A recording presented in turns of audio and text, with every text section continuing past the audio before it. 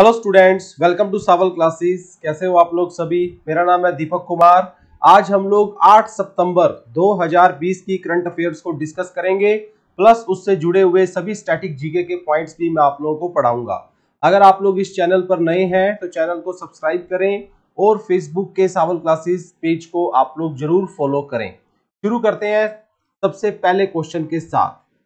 According to ministry of earth science, how much rainfall India received in current year. जो ministry of earth science है हमारी, उसके अनुसार जो इस साल भारत में जो बारिशें हुई थी वो नॉर्मल लेवल से कितने परसेंट ज्यादा हुई? तो इस बार 7% ऑन एन एवरेज पूरे भारत में बारिश ज्यादा हुई है। मिनिस्ट्री ऑफ अर्थ साइंस के जो मंत्री हैं भारत के, इनका नाम है डॉक्टर हर्षवर्धन। ये नाम आप लोगों ने ध्यान रखना है। मिनिस्ट्री ऑफ अर्थ साइंस के मंत्री डॉक्टर हर्षवर्धन। ये मंत्रालय 2006 के अंदर गठन हुआ था। लगभग एक साल का 1800 करोड़ रुपए का इसका बजट है। Second question, what is the name of helpline? Bharat सरकार द्वारा एक हेल्पलाइन को लॉन्च किया गया है। किस मंत्रालय द्वारा? Social justice and empowerment minister, सामाजिक न्याय जो मंत्रालय है भारत का, ताकि जो लोग भारत में मेंटल हेल्थ से जूझ रहे हैं उनकी रिहेबिलिटेशन के लिए, उनकी मदद के लिए एक हेल्पलाइन को लॉन्च किया गया है, जिस हेल्पलाइन का नाम है किरण।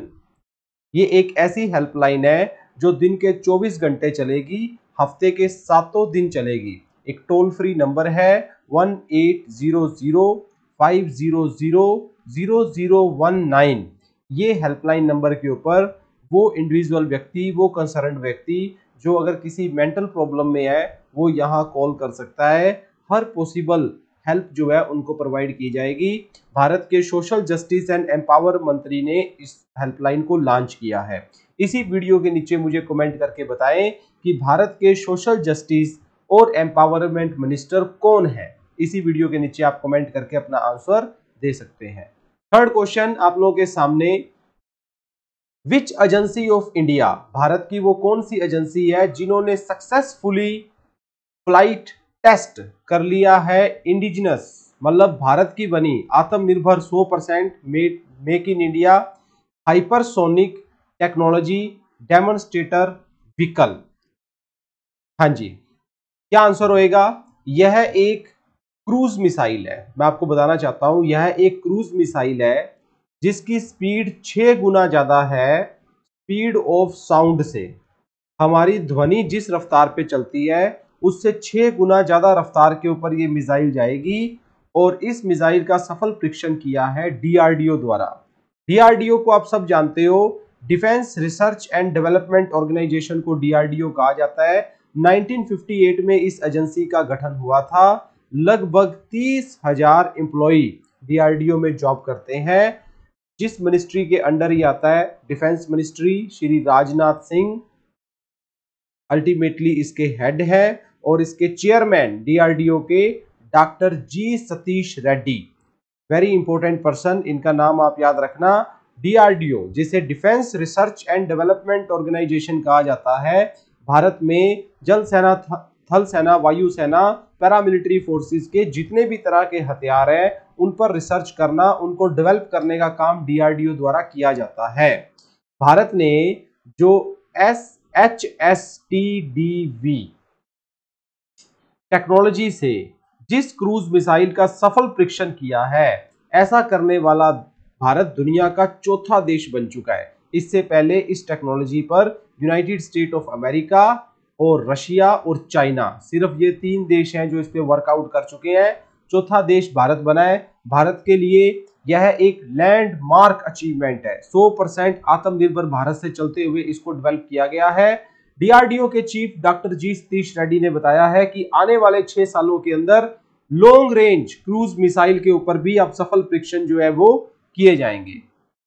ठीक है जी, इसके साथ हाइपरसोनिक वर्ड लगा है क्योंकि ये स्पीड ऑफ साउंड से भी तेज चलती है। धरती से लगभग 30 किलोमीटर ऊपर आसमान के अंदर ये ट्रेवल कर सकती है। चौथा क्वेश्चन है जी आप लोगों के सामने, इन विच ईयर, वो कौन सा साल होगा जब भारत अपना मिशन चंद्रयान 3 लॉन्च करने जा रहा है। एक्चुअल में चंद्रयान 2 जो आज से कुछ टाइम पहले भारत ने जो लॉन्च किया था, कुछ कारणों की वजह से वो सक्सेसफुल नहीं हो पाया था, उसी का ये एक्सटेंशन वर्जन है। तो अर्ली 2021 के पहले 4 महीनों के अंदर ही इस अभियान का सफल परीक्षण कर दिया जाएगा। ये हमारा तीसरा ल्यूनर एक्सप्लोरेशन मिशन है। थर्ड ल्यूनर एक्सप्लोरेशन ये हमारा जो है ये मिशन है। हमारी इंडियन स्पेस रिसर्च ऑर्गेनाइजेशन दुनिया की चौथी ऐसी एजेंसी है जो कि चंद्रमा पर रिसर्च करने के लिए इतने तरह के स्टेप्स जो है वो उठा रही है। इससे पहले ल्यूनर मिशन रशिया कर चुका है, अमेरिका की नासा कर चुकी है और चाइना कर चुका है। इसके बाद जो है अब भारत जो है वो ल्यूनर मिशन के लिए आगे बढ़ा है। तो यहाँ जो एजेंसी इसको सक्सेसफुल करने में लगी है इसका नाम है ISRO, Indian space research organisation. 15 अगस्त 1969 ईस्वी में इसका गठन हुआ था। देखो कितनी सुंदर तारीख है, 15 अगस्त को इसरो का गठन हुआ। इसरो का जो हेडक्वार्टर है वो बेंगलोर के अंदर है। डॉक्टर के सिवान इसके चेयरमैन है। याद रखना, इसरो के चेयरमैन है डॉक्टर के सिवान। डीआरडीओ के अभी हम लोगों ने पढ़ा डॉक्टर जी सतीश रेड्डी। और जहां से हम लोग अपने सारे रॉकेट वगैरह छोड़ते हैं वो सतीश धवन स्पेस सेंटर है, श्रीहरिकोटा, आंध्र प्रदेश के अंदर। नेक्स्ट 5वें क्वेश्चन की तरफ बढ़ते हैं। भारत सरकार ने अभी recently ease of doing business ranking को लॉन्च किया है। ऐसा कौन सा स्टेट है जहां बिजनेस करना एज कंपेयर टू दूसरी स्टेट्स के इजी है, या जहां बिजनेस को चलाना, बिजनेस को शुरू करना, उसकी रेगुलेशन, इंफ्रास्ट्रक्चर, उसका इकोसिस्टम जिसके बेटर हो, तो उसमें जो नंबर 1 स्टेट आई है वो आई है जी आंध्र प्रदेश। तो आंध्र प्रदेश जो है वो ईज ऑफ डूइंग बिजनेस के अंदर भारत की नंबर 1 स्टेट है। दूसरे नंबर के ऊपर है यूपी और तीसरे नंबर पे जो स्टेट आता है उसका नाम है तेलंगाना। नेक्स्ट 6th क्वेश्चन की तरफ बढ़ते हैं कि which international organisation has announced to lead global procurement and supply of corona virus vaccine. यह एक ऐसी अंतरराष्ट्रीय संस्था है जिन्होंने ये कहा है कि जब कोरोना वायरस की वैक्सीन आ जाएगी तो पूरे विश्व लेवल के ऊपर इसको बांटने का काम, इसे हर शहर, हर गांव, हर कस्बे तक लेकर जाने का काम हम लोग करेंगे, क्योंकि हम लोग इस तरह के अभियान पहले ऑलरेडी कई बीमारियों के खिलाफ चला चुके हैं। ऐसा कहा है यूनिसेफ ने, UNICEF। यूनिसेफ की फुल फॉर्म आप याद रखना, इसे यूनाइटेड नेशन चिल्ड्रन फंड कहा जाता है। यूनाइटेड नेशन चिल्ड्रन फंड को यूनिसेफ कहा जाता है। 11 दिसंबर 1946 ईस्वी के अंदर इसका गठन हुआ था। इसका headquarter New York city, United state of America के अंदर है। और यूनिसेफ के जो हेड हैं इनका नाम है हेनरिटा H4, ये इनका नाम है। ठीक।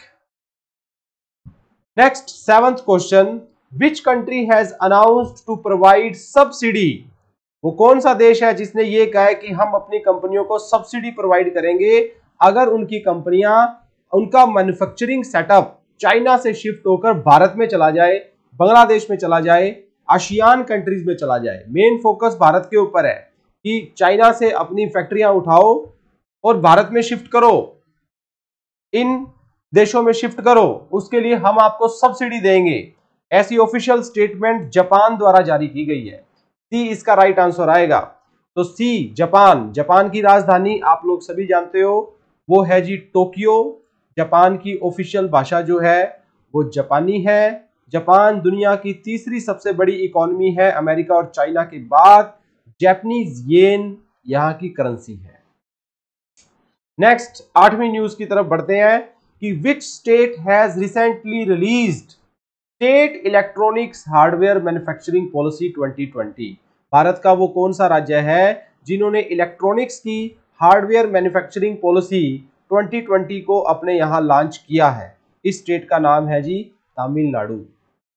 तमिलनाडु जो है वो फर्स्ट डे से 26 जनवरी 1950 से ही रिकॉग्नाइज्ड है। तमिलनाडु की जो राजधानी है वो चेन्नई है। टोटल 38 डिस्ट्रिक्ट है। भारत का सबसे साउथ मोस्ट स्टेट है। साउथ इंडिया के अंदर सबसे जो लास्ट स्टेट यहाँ पड़ता है ये हमारा तमिलनाडु है। ठीक है जी। 9th न्यूज देखिए, on which day international literacy day is observed world wide.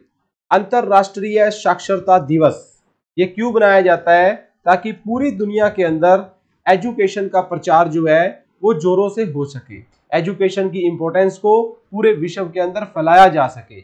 जो 8 सितंबर है, 8 सितंबर ये इंटरनेशनल लिटरेसी डे के रूप से सेलिब्रेट किया जाता है।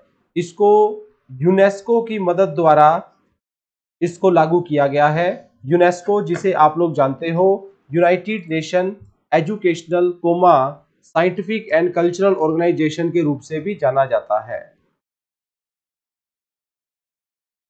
यूनेस्को ने यूएनओ के साथ मिलकर इसको लागू किया है और ऐसा फैसला 26 अक्टूबर 1966 में लिया गया था, जब 14वां सेशन चल रहा था यूनाइटेड नेशन की जनरल असेंबली का। पहली बार अंतरराष्ट्रीय साक्षरता दिवस पूरी दुनिया में 1967 के अंदर बनाया गया था। नेक्स्ट 10th न्यूज देखो जी, which nation has successfully test fired.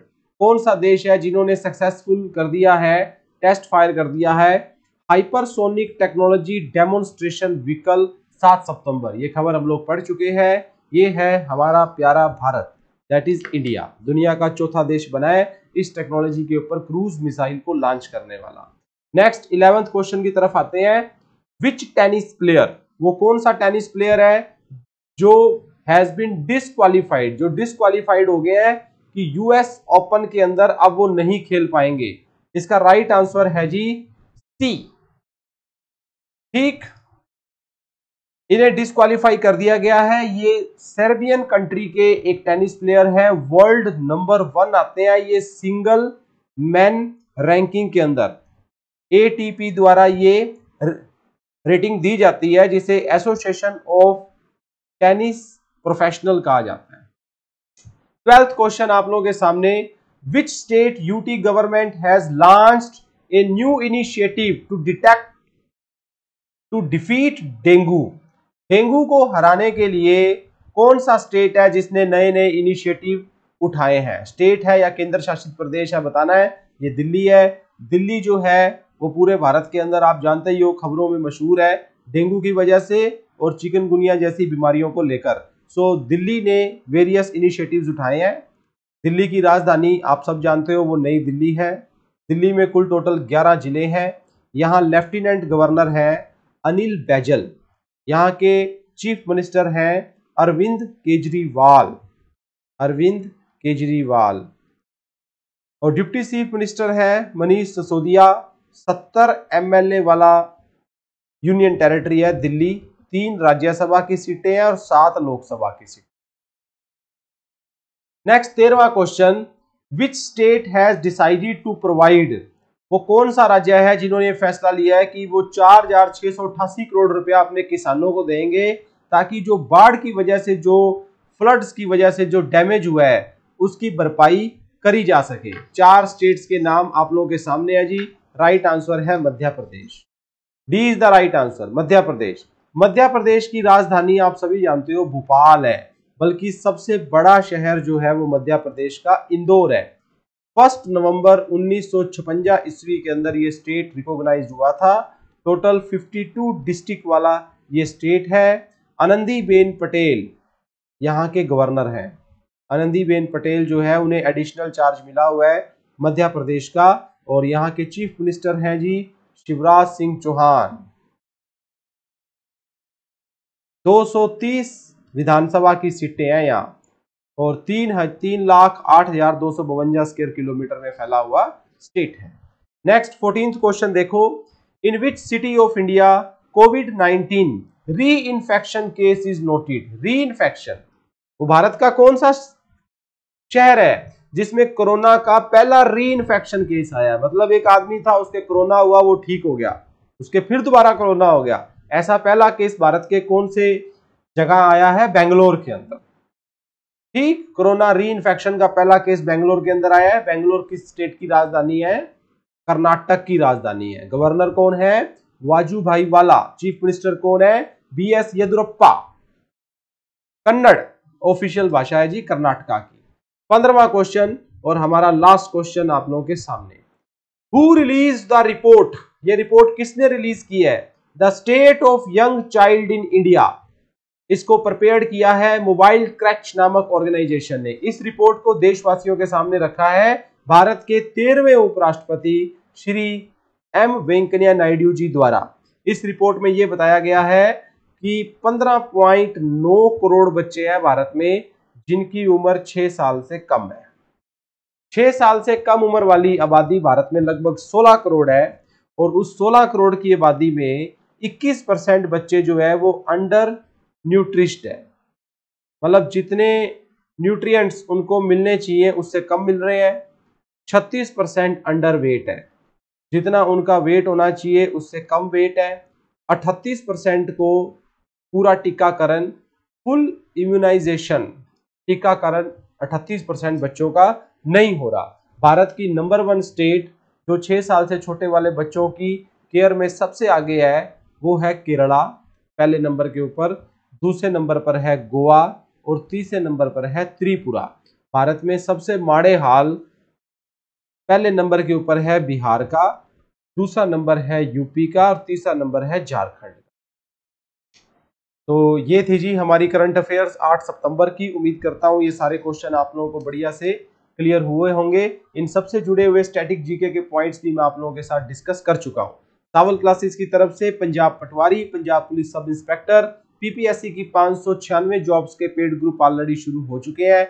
इन नंबरों पर कॉल करके आप पूरी इंफॉर्मेशन ले सकते हो, ऑनलाइन घर बैठे तैयारी कर सकते हो। सावल क्लासेस के फ्री व्हाट्सएप ग्रुप को ज्वाइन करने के लिए इनमें से किसी भी एक नंबर के ऊपर आप व्हाट्सएप पे मैसेज करें और बैच को ज्वाइन करें। पिछले 10 सालों से सावल क्लासेस इन सब पेपर्स की तैयारी कराने का एक लीडिंग इंस्टीट्यूट है। उम्मीद करता हूं ये वीडियो आप लोगों को अच्छी लगी। अगर बढ़िया लगी तो इस वीडियो को लाइक कर दो, अपने दूसरे दोस्तों के साथ भी आप इसको शेयर कर दो। थैंक यू स्टूडेंट्स, मिलते हैं हमारे नेक्स्ट सेशन में। बाय।